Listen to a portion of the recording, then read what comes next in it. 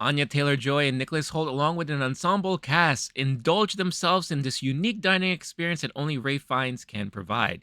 But you come to find out that there are some other things planned for their special evening in the new film, The Menu. So does The Menu have all the right ingredients to serve up a great movie experience? Well, I'll tell you about it right now. Who's ready to eat? Get out of my way. It's all part of the menu. It's okay. No, we're gonna die today. Yes, we are. Yeah. I guess imagine yourself out dining at a nice restaurant one evening. And on this table, you got a bunch of tech bros, maybe some VCs. Maybe you spot a celebrity in the background somewhere and all that, or some other rich folks, maybe an elderly rich couple who are probably regulars to this restaurant and all that. And then you have this big time chef preparing a multi-course meal for you. But you come to find out that you were all invited to this one place for a specific reason, and it's something that's very personal to this chef. And that's where everything goes wrong. And that's basically what happens here in the film. I have to tell you, like, this movie really surprised me because I found it so entertaining, but it was really such a wild and crazy ride all throughout. I wasn't quite sure what I was going to get myself into because based on the trailers, I kind of thought it was going to be a movie that's more along the lines like a battle royal or Hunger Games situation. But if someone was to ask me, well, what is the movie like? I guess I could say it's kind of like you take Chef's Table and you combine it with maybe Saw, or something along the lines of like Squid Game maybe. You follow the story along with the main couple played by Anya Taylor-Joy and Nicholas Hoult. Nicholas Hoult plays a character called Tyler, and he is like a big time foodie who is really obsessed with the process of cooking food, the intricacies of everything involved in food and food making and dining experience and all that. And then you have Margot, played by Anya Taylor-Joy,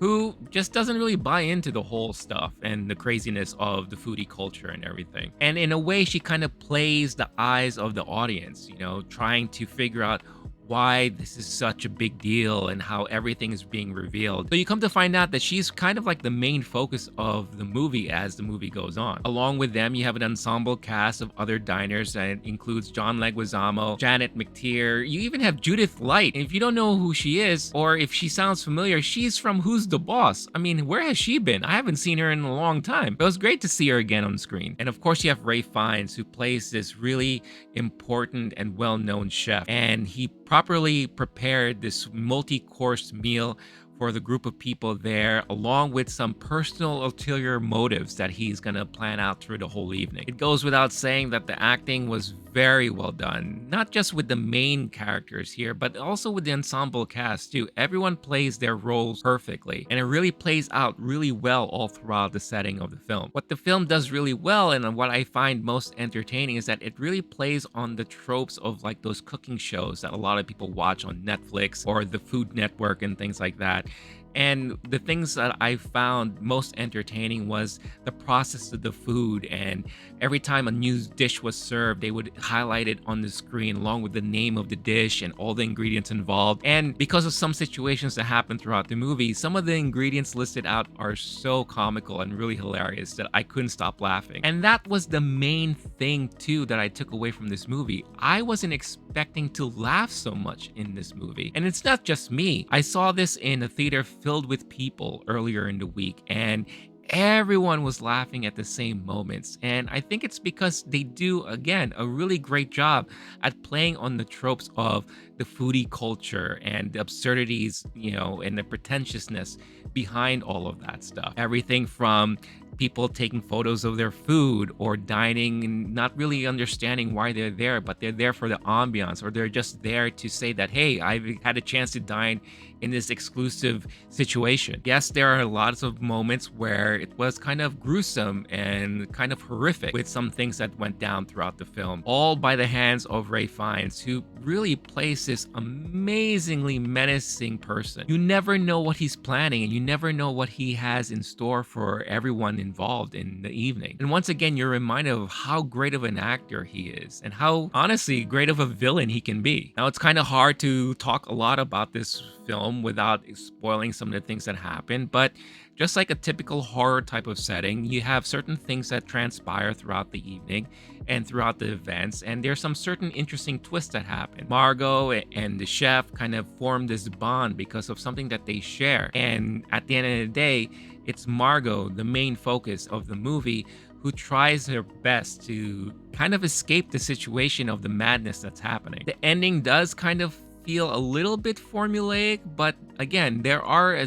some interesting twists that are still involved that make it very unique and special to this type of film. But if we were to talk about really like the overlying messaging or what this movie is really trying to portray, I think a lot of it has to do with obsession. You know, the obsession that people have about these unique experiences and wanting to say that they've been in a certain situation or they witnessed a certain thing or they were able to dine in this exclusive restaurant, or the obsession over food and obsession over perfection and all those things. There's also a play, like I said, on the whole foodie culture, the good side and the bad side of things, you know, and how that could maybe for some ruin a dining experience, or maybe ruin a reputation of a place, or maybe also improve on it. Ray Fiennes' character, you know, Julian Slowik, who plays the chef, is an artiste and someone who really appreciates the craft of serving food and making people enjoy what they're eating and all that. And sometimes in life, things like that can be kind of spoiled based on the people who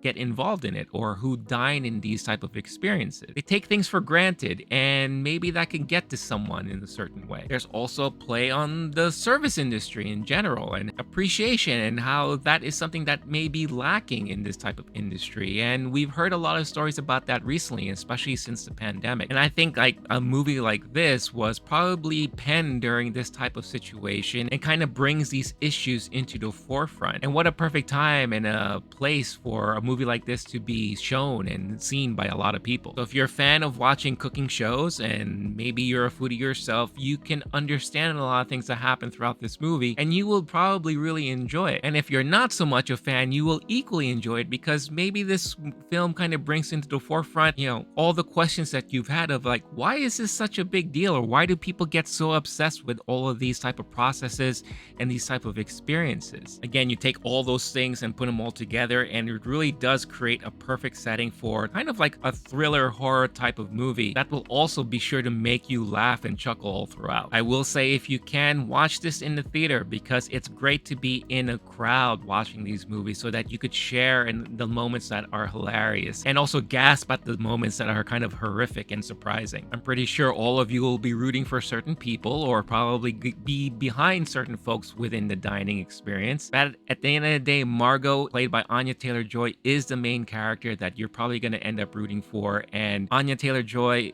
the way she's been choosing her roles lately in the movies that she's been in, this is another one where she really shines bright, and I'm really so happy to see how her career has been going, and it's making me looking forward to seeing her in all the other movies that she's going to be involved in the future. And funny enough, as you're rooting for someone like Margot, you will probably end up hating Tyler, played by Nicholas Hoult. Again, without spoiling anything, let's just say that obsession goes a little bit too far, and the way he plays it works really well. But yeah, overall, I really thoroughly enjoyed this movie. It was such a surprise, and like I said, even though it's like a thriller horror type of movie, and like I said, there are moments where I was just like, whoa, I can't believe that just happened. Equally, there was a lot of times where I just couldn't stop laughing as they're kind of poking fun at the tropes that you would find in certain situations like this, whether or not you've experienced it yourself. But at the end of the day, it doesn't matter at all what I think. What matters most is what all of you think. Is the menu a movie that you've been looking forward to watching?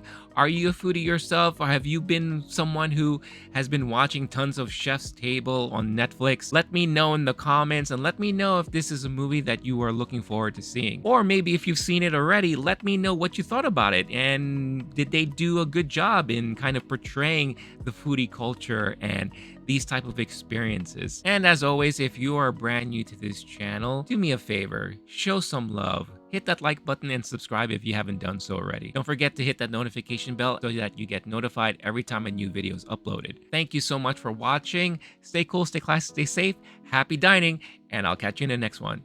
Peace.